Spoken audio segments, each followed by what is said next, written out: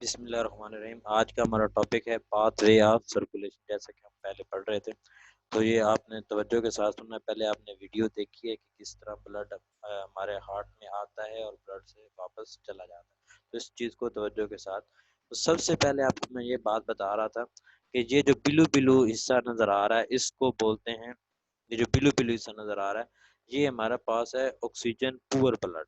Oxygen poor का मतलब है इसके अंदर ऑक्सीजन शामिल नहीं होती। ये पूरी बॉडी के पोर्शन से ये जो हिस्सा है, ये ब्लड वापस आता है इनटू द हार्ट। तो ये आपको नजर आ रहा है, ये सबसे जो पहले वाला हिस्सा है,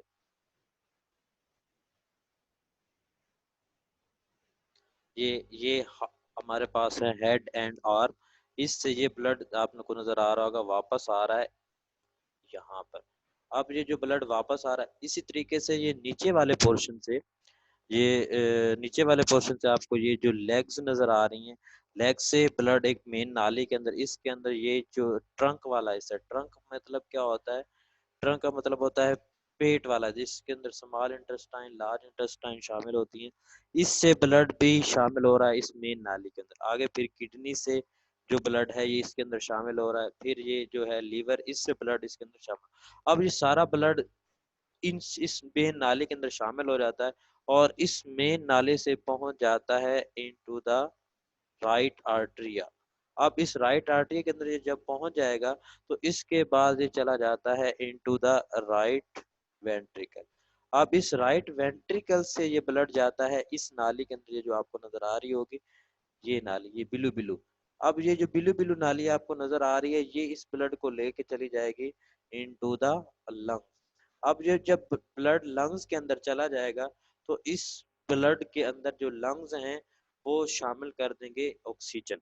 तो ये ब्लड बन जाएगा oxygenated blood, oxygen rich blood, जिसके अंदर ऑक्सीजन क्या हो चुकी होगी, शामिल हो चुकी होगी। अब ये ऑक्सीजन वाला जो ब्लड है, ये यहाँ से वापस आ रहा है इनटू द इस पोर्शन में, जिसको बोलते हैं लेफ्ट आर्टरिया। अब लेफ्ट आर्टरिया से ये ब्लड चला जाएगा इनटू द लेफ्ट वेंट्रिकल। अब लेफ्ट वेंट्रिकल से ये ब्लड शामिल होकर ये दोबारा यहाँ से जा रहा है इस नाली के अंदर, जिसको बोलते हैं एओर्टा। अब एओर्टा से यहाँ पर ये जो ब्लड है ये चला जाएगा इनटू द हेड, ये हेड वाले पोर्शन में चला जाएगा। हेड, यानी हेड एंड आर्म को ये ब्लड सप्लाई हो जाएगी। और ये ट्रंक जो है ये नीचे, जब ये जो एओर्टा है ये जब नीचे आएगा, तो क्या होगा, ये मजीद छोटी छोटी नालियों में डिवाइड होगा, जिसमें ये शामिल है। ये क्रोनरी आर्टरी है जो हार्ट को पहुंचाएगी। क्रोनरी आर्टरी वो वाली है जो हार्ट को ब्लड सप्लाई करती है। इसके बाद ये जो हमारे पास है लीवर, इसको ब्लड सप्लाई होगा। इससे नीचे आकर फिर किडनीज को, फिर ये स्मॉल इंटेस्टाइन लार्ज इंटेस्टाइन को ब्लड जो है ये सप्लाई होगा।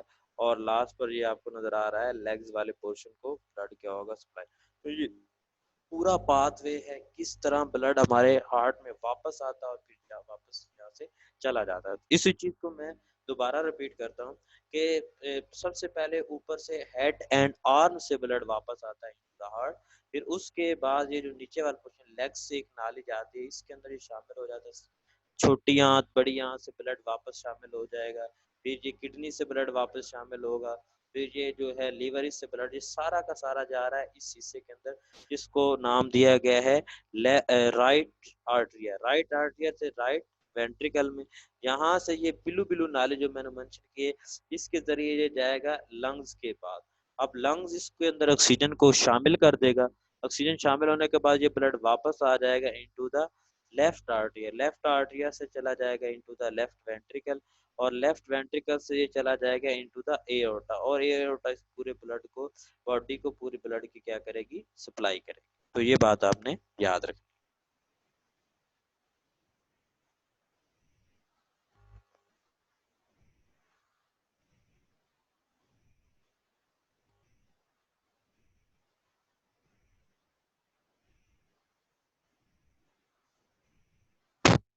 अभी जिस जिसको ये समझ आई है, जिस जिसको नहीं समझ आई, वो हाथ खड़ा कर सकते।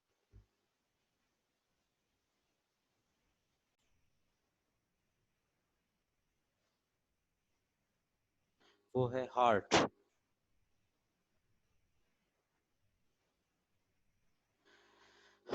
बेसिकली हार्ट एक कोनिकल कोनिकल का